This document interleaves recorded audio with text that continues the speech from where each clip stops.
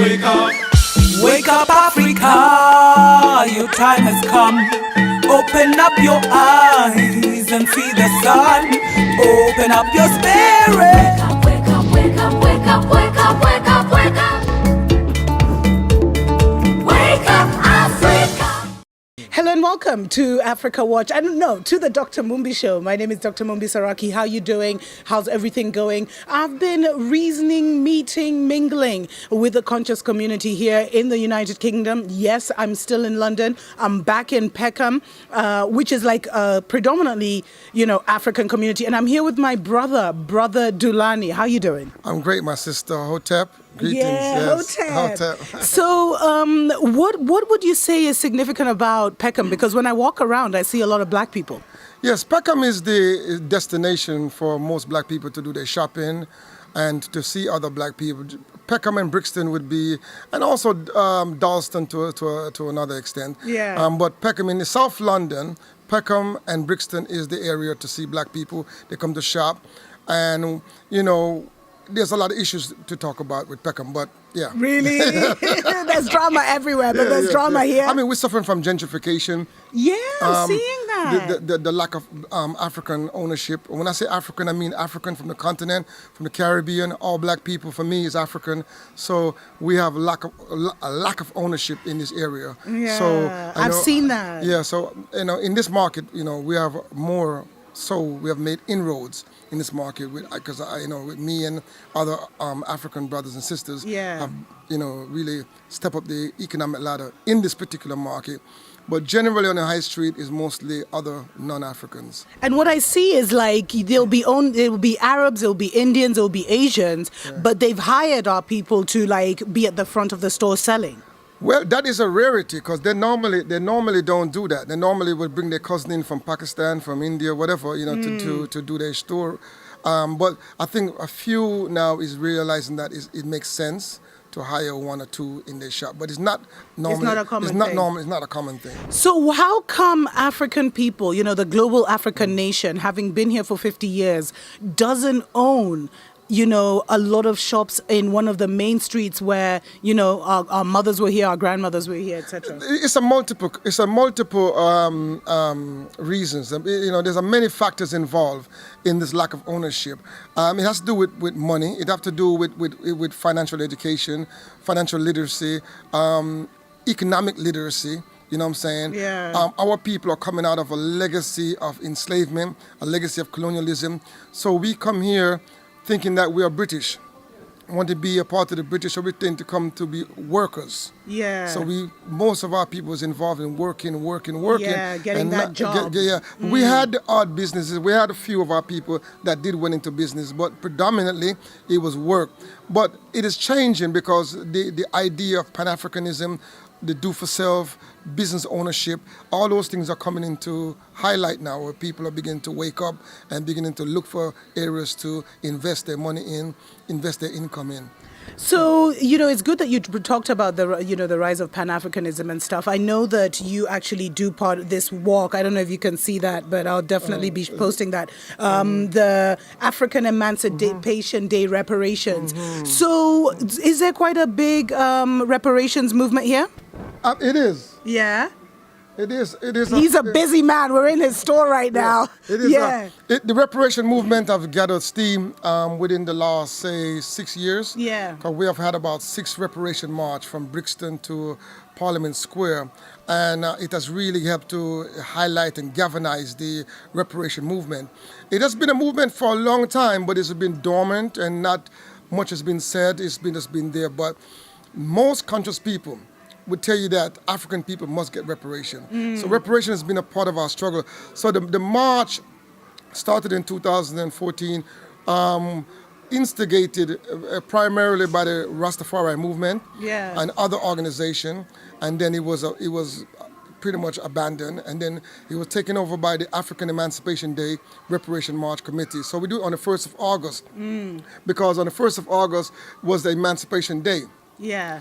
But for us, we know we're not emancipated. So we use that day as our day to demand for reparation. Yes. To let the world to galvanize attention on the issue of reparation globally. Yeah. So that is the day that we set aside to say that's Reparation Day. And we have a few demands. Yeah. One of the main demands is that we're demanding an all-party Parliamentary Commission of Inquiry for Truth and Reparatory Justice at the, Yes. at the UK parliamentary level and at the EU level. And this commission would be to investigate the damage of enslavement and colonialism on existing Africans today. We look at our condition. Is there any connection to colonialism and to enslavement, and see how we can fix it if there is. So the first thing we're calling, before we even talk about money, Yeah. before we talk about repatriation Yeah. and anything else, we want to have a commission of inquiry to investigate, to study the problem, and also recommend how we can fix it. So, ballpark figure, how much money do we want back? Well, we don't tend to discuss money because we have the the economists, the financial experts, all these great people that done all these mathematical equations.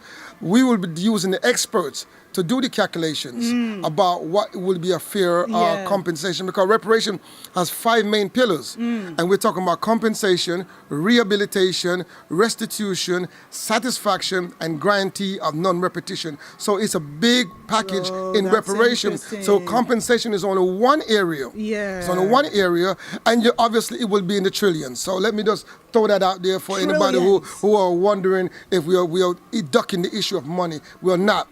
Issue of money is essential to reparation, but it's not the only thing. In doing the essential part of reparation is the repairing of the damage that was done to our people. Yeah. We have lost our name, we have lost our language, we have lost our culture, we have lost our identity, we have lost a sense of who we are as a people, Yes. we have lost our peoplehood, our sovereignty. You know what I'm saying? We are practically stateless as a diasporan African. Yeah. So we want to repair that damage that was done. You know what I'm saying? And repair our connection to our brothers and sisters on the continent of Africa as well. So a lot of healing needs to take place, and communication and bridge building, and I like your building bridges. I like that. Yes. Awesome. Yeah. So that's what has to be done. And I like what you're doing Thanks, my brother. because it's a part of that connection. It's a part of the healing process for us as African people. You know what I mean? And there's always this criticism that we don't see our African from the continent involved in our cause, or highlighting our cause, or communicating with us. And we're calling on our brothers and sisters from the continent, get involved in the reparation movement, get involved in the reparation march, because there is this idea that our African brothers are not concerned about our cause. They don't get involved in our cause. But whenever something happened to them, we're always out there demanding justice for them, no matter who they are. Yeah. Particularly the Africans in Britain, as even Caribbean Africans who came by way of Caribbean, we have always championed all Africans. We've been a Pan-African that view day one. We have always been a global thinker in how we approach our struggle for liberation. So we're calling from our African brothers and sisters who listen to the Mumbai show, get involved in the reparation movement. We have a website. Okay. It's reparationmarch.org. Okay. It's very easy to remember, march.org. You can see it down there. And we also have a thing called the Mahangamizi that I must explain. The Mahangamizi. The Mahangamizi is a Swahili word meaning the Holocaust of chattel, colonial, and neo-colonial enslavement. We have a campaign in this country called Stop the Mangamizi. Yeah. Because the Mangamizi has been in effect today against our people. The genocide against our people still continue to this very day. We want to highlight that. So we have a website that collects a lot of information about our condition, what the campaign that we're doing, because we're lobbying the MPs. We are also conducting workshops, and we're always doing research papers and doing conferences around the world in different areas. So and we have a website for that, which is stopthemangamizi.com. Okay. It's Mangamizi spelled Maangamizi. So Mangamizi. go Mangamizi. And if you Google Mangamizi, I think that should take you straight there. Also, we have a petition that we need our people to sign. We have a petition called Stop the Mangamizi. We charge genocide and ecocide. We are demanding, it's a whole list of demand in there, primarily The petition is demanding the establishment of the Commission of Inquiry to study the effect of enslavement and colonialism on our people today. So we're asking our people, go on change.org. Okay. / stop the Mangamizi. Or just put change.org and then just put in stop the Mangamizi in your Google, and you will find the link to the petition. Sign the petition. We need 100,000 petition signatures on the petition. So that Parliament can initiate it. Initiate it in Parliament. We're also calling our MPs to initiate a parliamentary group, which is a group of MPs to get together to lobby within the MPs within the House of Parliaments. So we're asking for that to be done. Okay, cool. Yes, but do you really think of the former colonizer? Do you think there's much we can get from him, or shouldn't we just be telling him to back off and we do our thing? Well, there's balance. We have to be balanced in our approach. He won't concede nothing without pressure. If we don't pressure him, nothing will be done. Yeah, true. The best way for nothing to get done is for us to do nothing. Yeah. So we have to. I think we have a historical mandate as a people who are recently just been free. We have freed ourselves from enslavement, just recently emerging from colonization. We have a mandate historically to demand justice. Yeah. Because it was not addressed. The injustice against our ancestors was not addressed. The injustice against our people was never addressed. And we're calling on our people to respect yourself enough to demand justice for our ancestors. Look how much torture they went through. Yeah, and for us now, because we're driving a BMW and wearing fancy clothes, to forget about our ancestors. And not to mention, it's an insult. Yeah, it's an insult, you know what I mean? Because they think they've gotten away with it. We cannot let these perpetrators get away with the crime against our people. Yeah, you know what I mean? We have to hold them accountable. Yeah. That is very serious as conscious people. Yeah. We can't be conscious and want to conscious to drive a BMW. We have to be conscious enough to demand. You can't be conscious and drive a Beamer. No, you can't drive a Beamer and be conscious, but you can't just be conscious and drive a Beamer only and think you have made it. Yeah, you know what I'm saying? you haven't made it. You can't have a fancy home, you can have the best clothes and the best of everything, but you got to have justice in the equation. Yeah, because and that's one thing I see, and even here, no matter how rich you are as a black person, they still see your color. Even if you walk into your country clubs or exclusive clubs, they still see you as a black African, man. yes, and so we must elevate the African. But my brother, I've been hearing that a lot here and in the US, where people say that Africans on the continent aren't helping, aren't interested, aren't participating. Sometimes it's because they don't know. That's exactly. They have no idea. I agree. Information is being, that's why Africa remains where it is, because information is being withheld from us. So we are in this together, but there's so that's why the traveling to Africa. Have you ever been to Africa? Not yet, my sister. I have a lot of my heart. There's so many parts of Africa I want to go, but I have technical issues. Okay. Yeah, yes. You have technical issues. Yes. Okay. I won't need technical issues. I guess you figured that one out. Yes. Okay. So, in terms of, do you feel like there's a grand awakening amongst our people? There is definitely an awakening taking place, and that is why even the medium like you have, the platform that you have is a part of this awakening as well, because we have been trying to reach out to our brothers from the continent in a big way. I mean, we have strategical alliances with particularly an individual, but to get the average people who are listening, watching your show, to know about us is very important. That they know that there's a struggle taking place that they can get involved in. Yeah. To know that there is a reparation movement that's about repairing the damage that was done to our people. And let me just let our African brothers and sisters know reparation is due to them as well. Yeah. Reparation is due for the economical and the ecological damage that was done to Africa. So we have to get just reparative justice for our people on the continent as well. Because colonialism, because Europe has aided in the underdevelopment of Africa. Absolutely, and they're still doing that. But what would you say to the fact that Windrush, they just set up like a £200 million fund for Windrush damages. Belgium just came out and apologized for kidnapping little babies out of Congo. So we're seeing all these apologies left, right, and center. We just saw the Aboriginal Australians. They got billions in compensation. Don't you feel something is happening? Yes, there is definitely a flow, awakening that's taking place. countries, globally, because people are now linking up. We are networking. That knowledge has been shared. Knowledge has been gained. So it is very important. I'm in solidarity with all those movements in their struggle for reparative justice, in their struggle for liberation. We have to support them.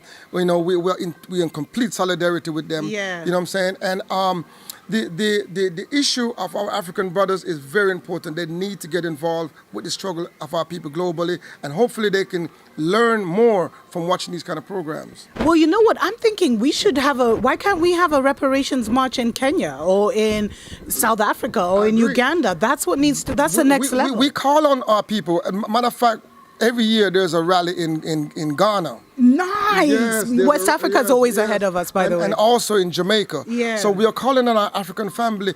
We need to rally at the British Embassy on the 1st of August. Yeah. The 1st of August every year is our International Reparation Day, where we demand justice. So whether you're in Kenya, whether you're in South Africa, whether you're in Zimbabwe, whether you're in Gambia, march to the British Embassy with your black heart and demand justice. And we need to be in solidarity with each other. That is very powerful. I love it. Any final words for your brothers and sisters on the continent? I want to say that I love my brothers and sisters on the continent, globally. You know what I'm saying? And I'll be visiting you soon. Don't worry, I'm coming soon. Your technical issues are taken care of. yes, I'm coming soon. Yes. Yeah, very, very much so. And I just want to say we got to stay in solidarity with each other.